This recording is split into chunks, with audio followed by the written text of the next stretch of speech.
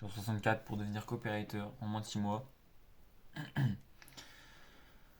Ah là là, je fais beaucoup de prospection en ce moment et je commence vraiment à avoir des réponses intéressantes. Je commence vraiment à avoir des clients qui sont intéressés, ouverts en tout cas à la discussion pour travailler avec moi. Et ça, c'est tout ce qui me manque en fait. Tout ce qui me manque, c'est juste ça. C'est juste des clients parce que ma compétence de copywriting, je la développe et je sais qu'avec du travail, bah, ça se développe facilement. Maintenant, les clients, on peut jamais être sûr d'avoir un client. On peut jamais se dire, ouais, avec de la prospection, on est sûr d'en avoir. Et le fait d'avoir des calls comme ça qui commencent à se booker, ça fait vraiment plaisir. Du coup, aujourd'hui, ce que j'ai fait, c'est que ce matin, j'ai terminé ma VSL. Cet après-midi, j'ai fait prospection. Ensuite, j'ai fait un appel avec mon coach où il a corrigé ma VSL. J'ai progressé au niveau copywriting.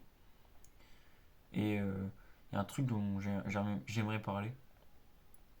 C'est un peu, si tu veux, le pilier principal sur lequel tu pourrais t'appuyer. En fait, tu dois t'appuyer si tu veux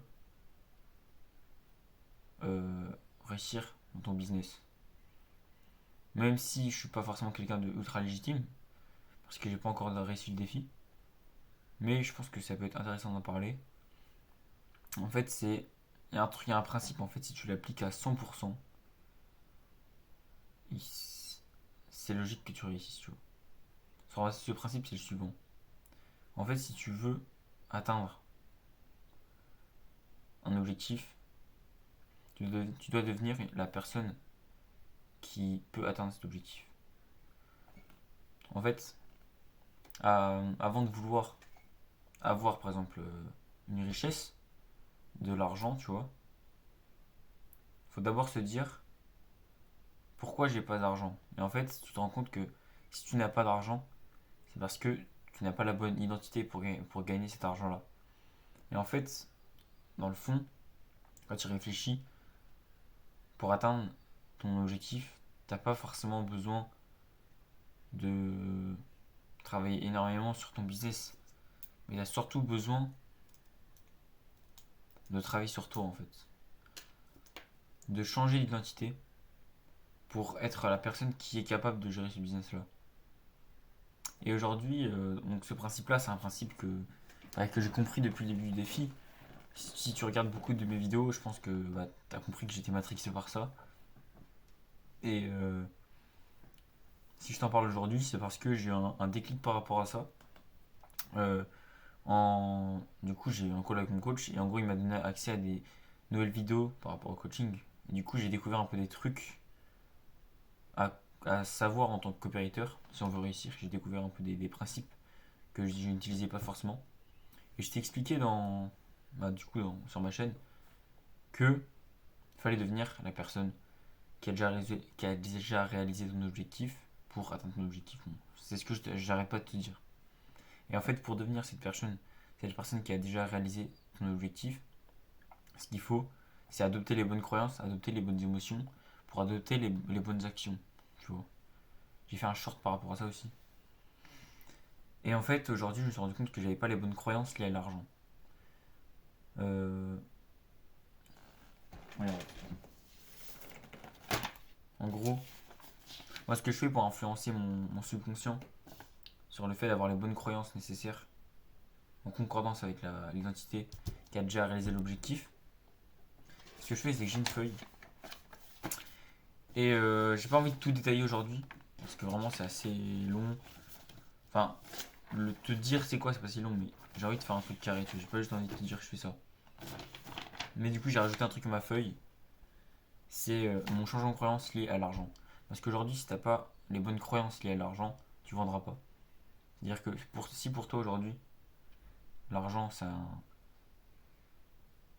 l'argent c'est quelque chose de sacré, l'argent c'est quelque chose. Si pour toi gagner 100 euros d'un coup c'est incroyable, ça va changer ta vie, je pense que tu vas pas gagner ces 100 euros. En tout cas, ça va être plus difficile que si ça ne l'était pas pour toi. Parce que faut se poser la question, ton identité qui gagne 6 000 euros par mois, est-ce que pour elle c'est beaucoup 100 euros? Comme ça, un virement sur euros, non. Du coup, pourquoi ce serait beaucoup pour toi maintenant? En fait, il faut vraiment adopter de A à Z le comportement de la personne qui a déjà réalisé l'objectif. Que ce soit dans ta prospection, tu dois, tu dois prospecter les gens comme si que tu avais déjà des clients, que tu étais déjà en place. Ça, j'ai l'impression que ça influe vraiment sur tout, ne serait-ce que dans le copywriting.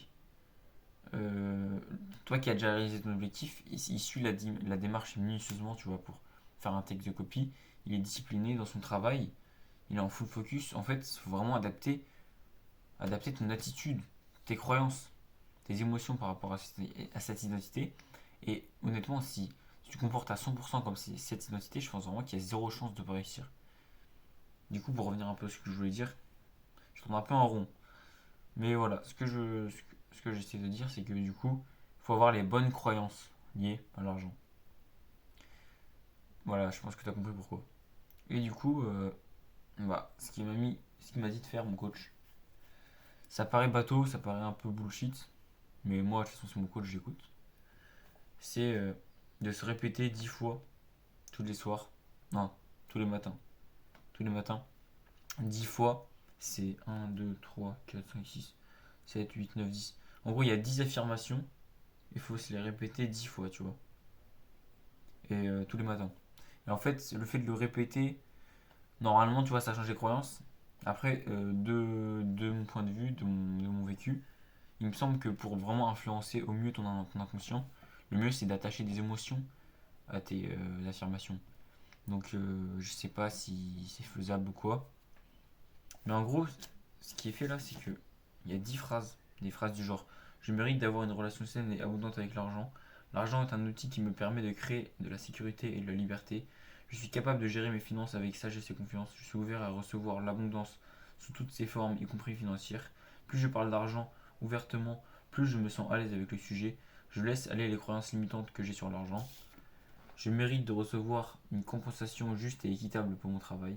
L'argent circule facilement, librement dans ma vie. Je choisis de voir l'argent comme une énergie positive qui me permet de contribuer au bien-être des autres.